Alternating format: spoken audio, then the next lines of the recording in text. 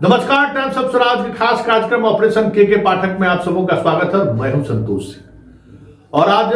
लंबे अंतराल के बाद जो हमारे प्रदेश में जो फर्जी मास्टर बहाल हुए थे, जिसकी सूची 70,000 से अधिक है, जिसके मामले में हाई कोर्ट में सुनवाई चल रही है और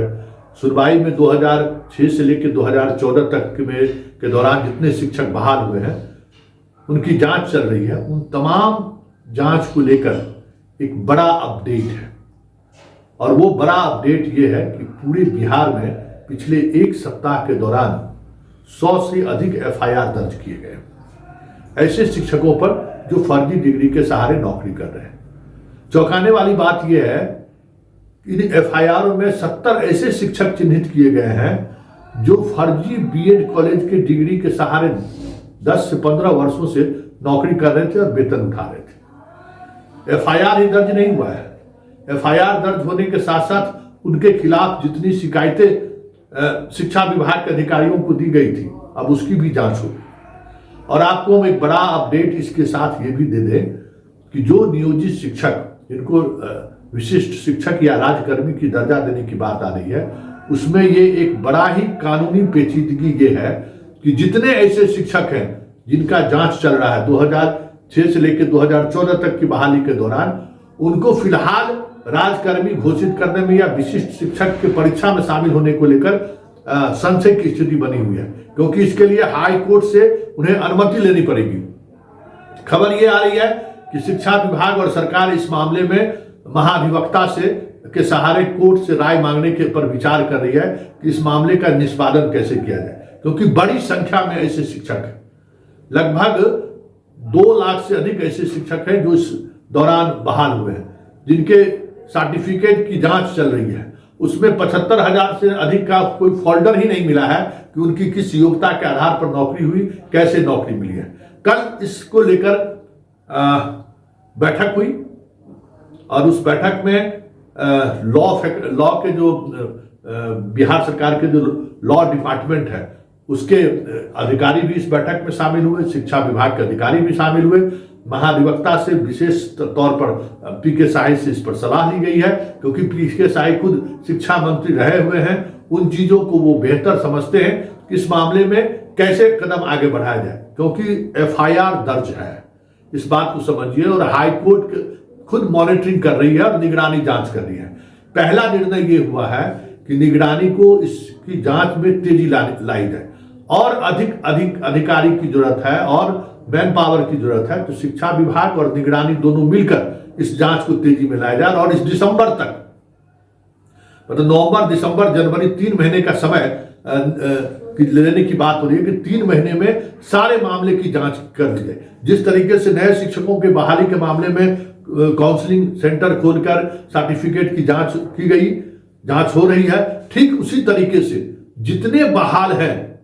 2006 से लेकर 2014 के बीच में, तमाम शिक्षक अपने प्रमाण पत्र के साथ इसी तरीके से एक मेगा कह सकते हैं कि नियोजन का इकाई की तरह जो है, जिस तरीके से अभी हुआ है उस तरीके से हर जिले में खोलकर इस पर उसके सर्टिफिकेट की जांच जितनी तेजी से हो सके, निगरानी भी उस जांच में शामिल होगी। हाई कोर्ट के जितने जजमेंट है, हाई कोर्ट ने तो कई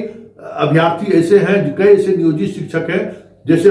जिनका डिग्री रद्द कर चुके हैं कि नहीं ये डिग्री अमान्य है। उस डिग्री पर भले ही कई जिलों में शिक्षक को हटा दिया गया, लेकिन कई जिले में अभी भी शिक्षक काम कर रहे हैं। तो ये सारे मॉनिटरिंग ऊपर के लेवल पर जब होगा, जैसे कई टीईटी पास एक ही व्यक्ति के नाम पर कई लोग नौकरी कर रहे हैं, ये सारी चीजें एक एक कर उसकी जांच की जा रही है और कोशिश ये हो रही है कि सारी जांच की प्रक्रिया 3 महीने में पूरी कर ली जाए और इसको जैसी तेजी हो सकता है तेजी लाई जाए। क्योंकि जब तक, एक बात गौर करिए, जब तक इस मामले का निष्पादन नहीं हो सकता है, बिहार सरकार 2006 से लेकर 2014 तक में बहाल शिक्षकों को राज्यकर्मी या विशिष्ट शिक्षक का दर्जा नहीं दे सकती है, क्योंकि जब तक उनका प्रमाण पत्र जांच की प्रक्रिया पूरी नहीं हो जाती है, पूरी तौर पर यह कहा नहीं जा सकता है कि नहीं ये बहाली में जो लोग आए हैं वो उनका सर्टिफिकेट में कोई समस्या नहीं है, क्योंकि हाई कोर्ट लगातार मॉनिटरिंग कर रही है, ये बात समझिए। और हाई कोर्ट के आदेश पर ही निगरानी जांच चल रही है। तो ये सारी बातें और इस तरीके के जितने आवेदनकर्ता, एक और जानकारी आपको दे दें, हालांकि जो टोल फ्री नंबर था, हम लोग भी कह रहे थे कि ऐसे शिक्षकों के बारे में टोल फ्री पर आप जानकारी दीजिए, तो मुश्किल से 32-3300 इस तरीके की शिकायतें आई हैं। उन तमाम शिकायतों को एक कॉपी निगरानी विभाग को भेज दिया गया है, दूसरी कॉपी संबंधित जिला को भेज दिया गया है। और अब जिला के शिक्षा पदाधिकारी जो इतने दिनों से कुंडली मारकर बैठे हुए थे, ऐसे शिक्षकों को बचा रहे थे, अब जो बातें सामने आ रही हैं उनके लिए अब उल्टी गिनती शुरू हो गई है। किसी भी समय या तो नौकरी छोड़कर इनको भागना पड़ेगा या नहीं तो फिर जेल जाने के लिए तैयार हो, क्योंकि अब FIR दर्ज होगी, गिरफ्तारी भी होगी और रिकवरी भी होगा। कैसे उनसे रिकवर किया जाए पैसा, इस पर भी विचार किया जा रहा है, क्योंकि इस मामले में लगातार जो तथ्य सामने आ रहे हैं कि हाई कोर्ट के कई जजमेंट के बावजूद भी शिक्षा विभाग ऐसे शिक्षकों को नहीं हटाया है। लगातार कंप्लेन के बावजूद भी शिक्षा विभाग इस तरीके के शिक्षकों की जांच करने से परहेज करते रहे। ये सारी चीजें कोर्ट टू कोर्ट जितने पॉइंट आप लोगों ने बताया है, वो सारे पॉइंट की जांच एक हर स्तर पर शुरू हो गई है। जैसे ये दोनों जांच साथ चलेगा, जो नए शिक्षक हैं उनकी तो जांच चल ही रही है, पुराने भी जो शिक्षक हैं उनकी भी जांच साथ में हो कि जो सारे फर्जी जो बहाल हैं, जो जिसको हम लोग कहते हैं मास्टरवाद,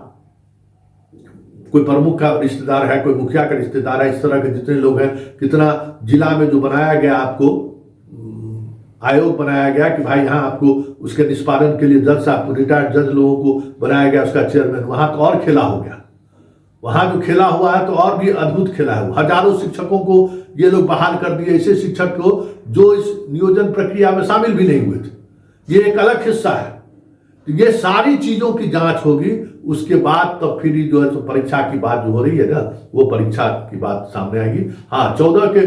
से लेके 22 तक जितने टीचर हैं वो इस दायरे में, 16 से जो 22 तक के जो शिक्षक हैं वो इस दायरे में नहीं आएंगे। उनको उनके लिए हमें लगता है कि परीक्षा विभाग जल्द से जल्द अगर ले जो हल्का वाला परीक्षा जो कहते हैं नीतीश कुमार, हल्का वाला परीक्षा ले तो ले ले। लेकिन एक बात जो सबसे महत्वपूर्ण बात है कि बचेगा नहीं, बचने की गुंजाइश लगातार कम होती जा रही है। और जो व्यक्ति इस मामले में बरसों से लड़ाई लड़ रहे हैं, बस चंद महीनों की बात है, इस लड़ाई को और तेज करिए। संबंधित शिक्षा पदाधिकारी से मिलकर इस बात को मजबूती से रखिए और उनको रिसीव कराइए, निगरानी के अधिकारियों को भी रिसीव कराइए कि देखिए इनका किस तरीके का फर्जीवाड़ा हुआ है। क्योंकि दोनों के जो सीनियर अधिकारी हैं उनके बीच जो बातचीत हुई है उसमें यह तय हो गया है कि जहां से भी गड़बड़ी पाई गई, लैप्सेस पाया गया,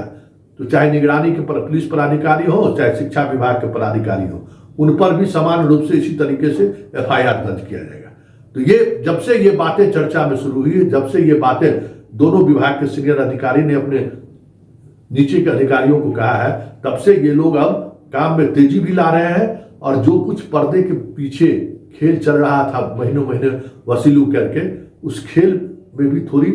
हमें लगता है कि कमी की सूचना आ रही है। वैसे जो लड़ाई लड़ रहे थे उस लड़ाई को और अंजाम तक पहुंचाने का वक्त आ गया है। इसलिए हौसला बनाए रखिए, और हौसला बनाए ही नहीं रखिए, इस तरीके के शिक्षकों के खिलाफ जो हम लोगों ने अभियान चलाया था, उस अभियान को और तेज करना है। ऐसे शिक्षकों को आप एक्सपोज कीजिए। जिला में जो अखबार वाले लोग हैं उनको अखबार वाले लोगों के पास जाइए, उनको दीजिए, छापेंगे, कैसे नहीं छापेंगे, उनके संपादक को भेजिए। ऐसे तमाम लोगों के जिनका डिग्री फर्जी है, उसमें जितने प्लेटफॉर्म आपको हो सकता है उस प्लेटफॉर्म पर आवाज उठाइए, क्योंकि ये लोग बिहार का कोड है। ये लोग बिहार